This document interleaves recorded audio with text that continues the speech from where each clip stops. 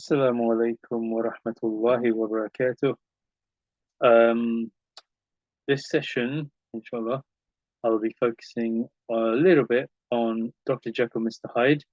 I think as the exam's approaching, I just wanted to do a short video just covering some of the things we could discuss. I'm sort of sharing my screen right now. Let me just move things for a minute.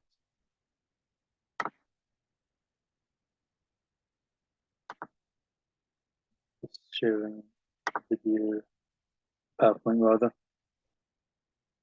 Okay, there we go. So this is the 19th century prose booster. I'll be focusing on Dr. Jekyll and Mr Hyde. And this is, as I say, Edexcel. Okay. Just to reiterate, we've got the A question and B question, and so this boost is again going to focus on the B question.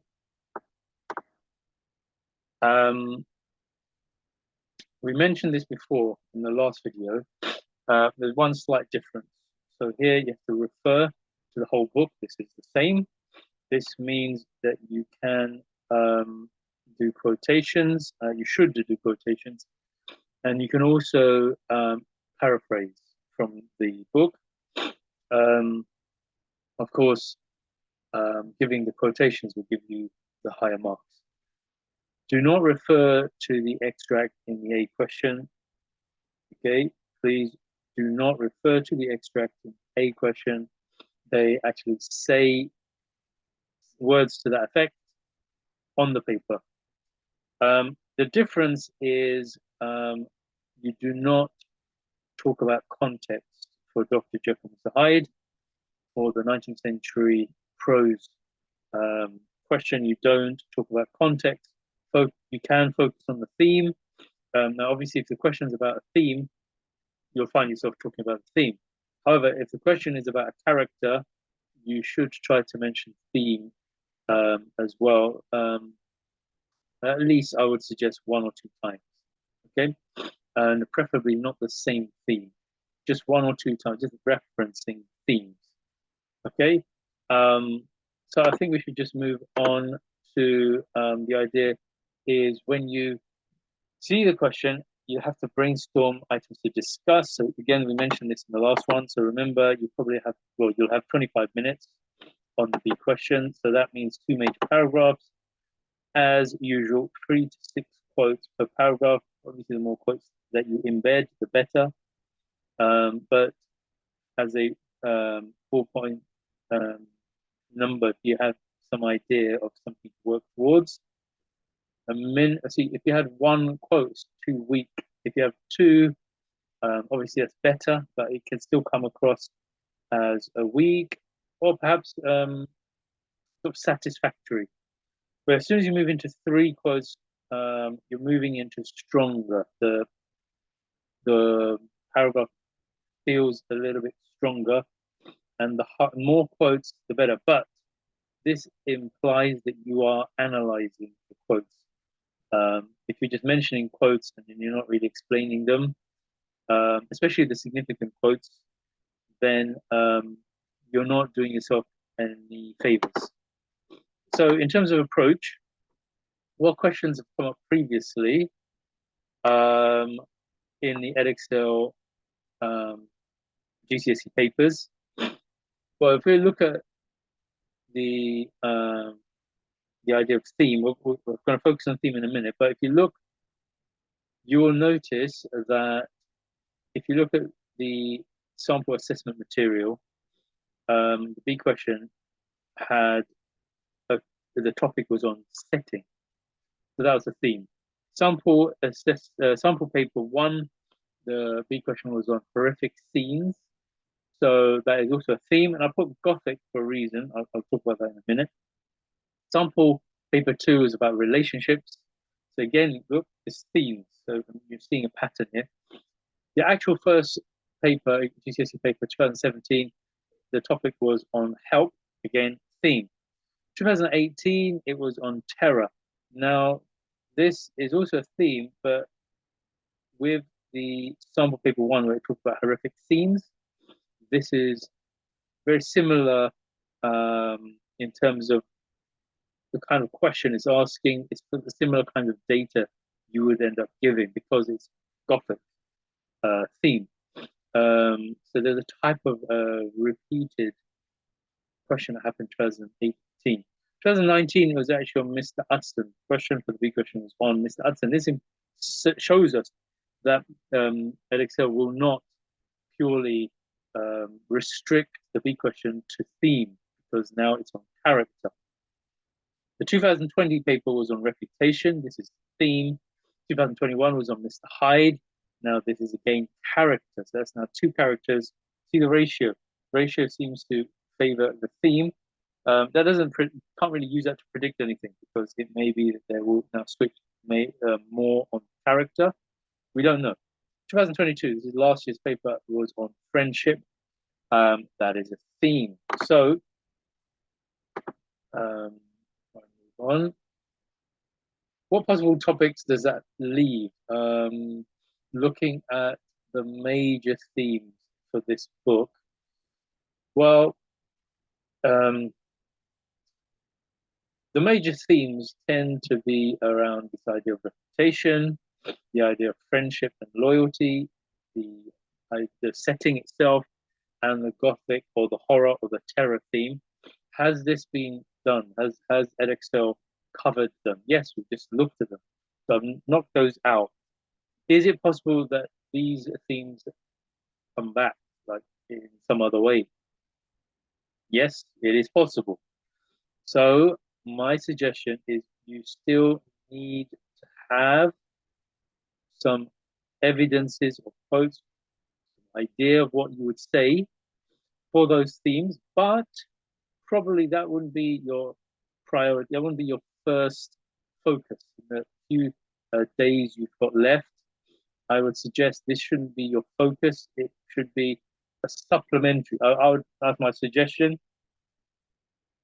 So what other themes do we have left? Well, we have the duality of man. Surprisingly, this has not come up. The idea of the public self versus the private self is kind of the same thing. So I'm putting it in this banner. The idea of good versus evil, slightly different.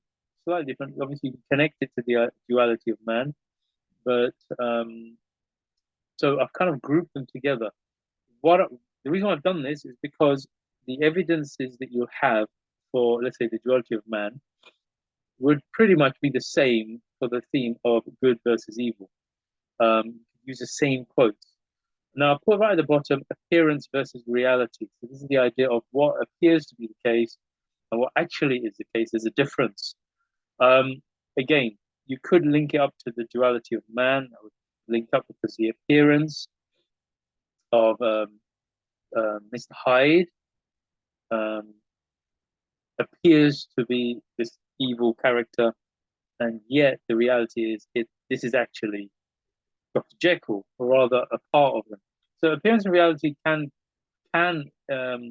use the same or similar evidences from the duality of man. However, it kind of goes in a different direction.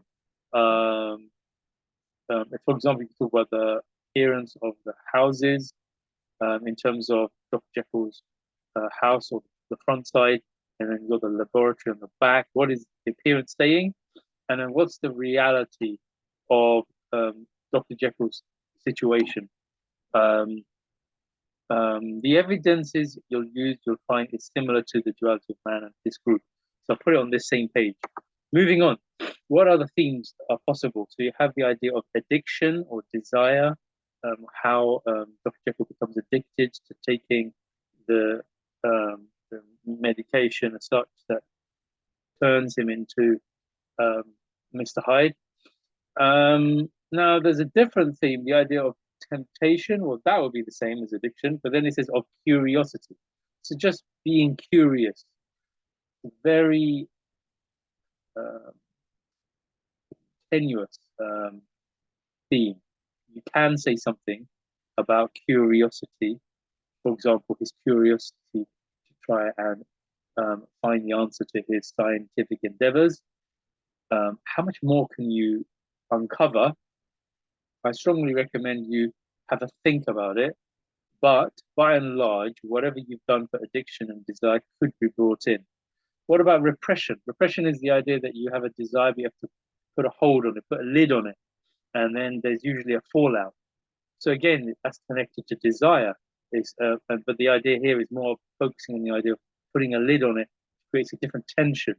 So under this banner, if you get quotes to do with desire, and you get a couple of quotes for repression, you can use both of them for this whole topic, the same quotes. Now, what about secrecy, lies, and deceit? So secrecy is the idea you have a secret. You see the connection with desire. The desire here is that you want to do something, but then you're going to keep this secret, perhaps because of your public image. So in a way, the quotes you've already got for public image can also be brought in here. The public self that we just talked about. And so therefore you will find yourself lying and deceiving. So the secrecy is connected to lying and deceiving. So this could be all grouped together. You're lying to yourself. That would connect with obviously the theme of lying, but also repression. Is Dr. Jekyll lying to himself? Just give one or two quotes on this. So you see, if you have quotes on desire, quotes on curiosity, quotes on repressing, and then the idea of being having a secret, and then lying. Is there a moment when Dr. Jekyll lies? Have a think. Just get that quote done. And then you have the topic of innocence. So this is kind of the opposite of deceiving. Who is innocent in Dr. Jekyll and Mr. Hyde? So here, could we argue Dr. Jekyll has a type of innocence, a type of a little bit gullible to when you mention innocence, you think of naive. Is he naive? Was he naive to think that this project that he endeavors to go through, that it would actually be a good thing? Was he naive? What would be the best evidence for that? Now, moving on, we have science. I've just lumped all this together. Science, religion, reason, spirituality, and the supernatural. This could all be any evidence you have for science, bring it up under religion. Any evidence you have for reason, you could bring it under spirituality, and vice versa. You could lump all of this together, and you'd need to get a few quotes. Let's pretend you're going to get one quote per header. So you'd have one for science, one for religion, one for reason, one for spirituality, one for the supernatural. But you could argue religion and spirituality isn't that the same thing? Possibly. Is science and reason the same? Not quite. Wait, isn't supernatural and spirituality and religion the same? No, not really. But in the way that the book presents it, perhaps. So try and gather some quotes on this. Now, class is an interesting one because you have these minor characters, like Paul, although Paul is kind of mid-level character. You've got the footman, you have this maid. Is there any way we could bring them in, talk about them? Well, if there was a question on class, the upper class, the lower class, or the professional class and the working class, what would you say? What could be said about them? So I think you would need to have just some quick thinking and chart out what you would say. When you do talk about the working classes, that's when you can even bring these minor characters in. But I wouldn't, because one, there's not that much material about them. The only one of significance probably Paul, but you need to make sure you have one or two quotes on them, and also the maid. she's only really in one chapter, so easy to find, but you'd have to pick the best quote. So you want to try and have a range, different types of points you're making on this topic of class if that comes up. Violence is probably easy, focusing on Mr. Hyde. Is there any other type of violence that you can think of? Mr. Hyde is the obvious um, candidate there. And then you also have women and femininity. So in terms of female characters, very limited. So sometimes what you could talk about here is the reverse. So most of it must be talking about women and femininity, but that you could also bring in the reverse, which would be masculinity, um, and what is being said about masculinity in reference to this idea or concept of women and femininity. Now, I think what we could do now is switch to character.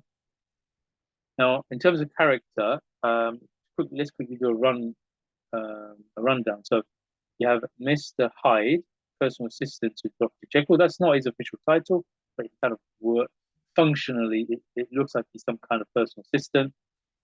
He's a major character. Have we got a question about Mr. Hyde already? Yes, that's already been done. So, because he's so central, I think you can't ignore Mr. Hyde. But what you can do is don't focus on him just yet. Now, if you're doing the theme questions, you're already going to get quotes from Mr. Hyde. So, is it necessary to have quotes purely on Mr. Hyde by himself? I'll leave that up to you. What I would do if it was me is I wouldn't focus on him initially. Mr. Utterson, solicitor. He's a major character. Questions already happened with him. Very unlikely he's going to come up, and it was quite recently as well. Remember, they could also do a relationship type question, like discuss the relationship between Mr. Utterson and Dr. Jekyll. So if that's the case, in a way, it would link up with the theme of friendship, you see? So your notes on friendship is where you get your data on Mr. Utterson. If you haven't got your quotes on Mr. Utterson, because I would leave him later, you see?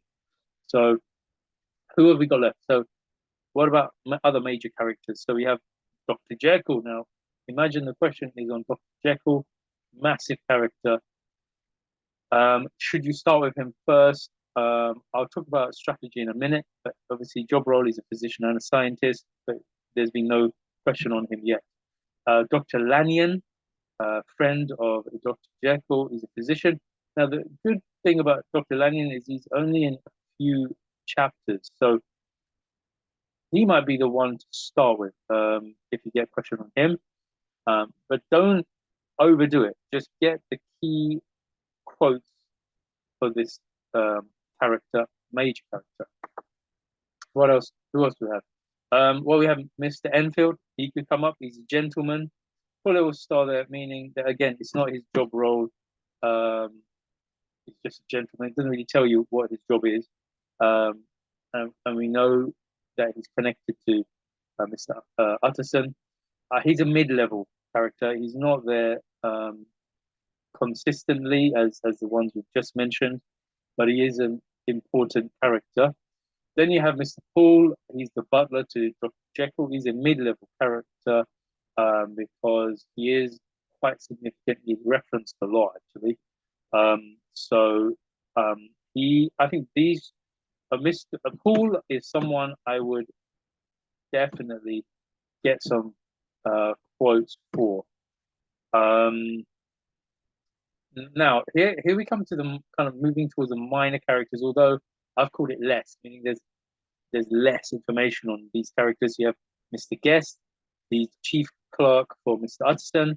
You also have Sir Danvers Carew, who's the member of Parliament. Now, he's very significant.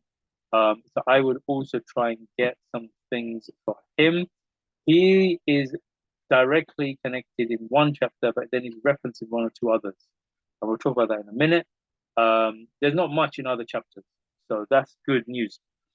Inspector Newcomen is a police inspector. Again, he's under the less category. And finally, the minor is very, referenced almost one or two times, really. You have Mr. Hyde's landlady. She hasn't even got a name. Obviously, landlady. So job role. She's not going to come up. There's not going to be a question on Mr. Hyde's landlady. But like I said, if questions on class, you could bring in something on this character. I would suggest if you find anything on this character, one or two. The other one that she could come up is on this women and femininity. This person should be referenced, certainly. Bradshaw, he's a footman. He, I think, only referenced in twice, actually. He's a minor character. Not really much to say about him. Maybe one or two quotes, that's it. So you need for him. The maid. Now, the maid is actually important because she starts fainting. So you have this kind of cliche idea of femininity with this character. Easily something you can discuss and bring that topic up. No name. And I believe she's only in one chapter, so easy to find as well. So I've done pretty little chart here so that you can try and identify the chapters where these characters are. So Dr. Jekyll, chapters 1 to 10, Mr. Hyde, chapters 1 to 10, Mr. Hudson, chapters 1 to 8, and in chapter 10. So he's not in 9 because that's Dr. Lanyon. Now with Dr. Lanyon, suddenly it's not that many chapters. So chapter 2, chapter 6, chapter 9. Mr. Enfield is actually in a few more chapters, well, one more chapter, but I think that was only referenced. So he's in chapter 1, 2, and 3, and he's referenced by Dr. Jekyll, who doesn't really know him, in chapter 10. So he makes mention of him briefly back in the paragraph. Mr. Poole is he's actually the most significant character after Mr. Utterson and Dr. Lanyon. Obviously, I put him under the same banner as Mr. Enfield, but if you look at how many times he pops up, you've got chapter 3, chapter 4, chapter 8, chapter 9, chapter 10. Danvers Carew, he is significant, so you will need something about him. Chapter 4 is his main chapter, and he's referenced chapter 5 and 10. Mr. Guest is only in chapter 5, so easy to grab a few quotes on him. You don't need to go and say much. One or two quotes, perhaps. Inspector Newcomen, again, one or two quotes. He's only in one chapter, chapter 4. The landlady is actually referenced twice, but not much to say. Although chapter 4 is significant about her. Chapter 10, she's, I think, only referenced, maybe even one line.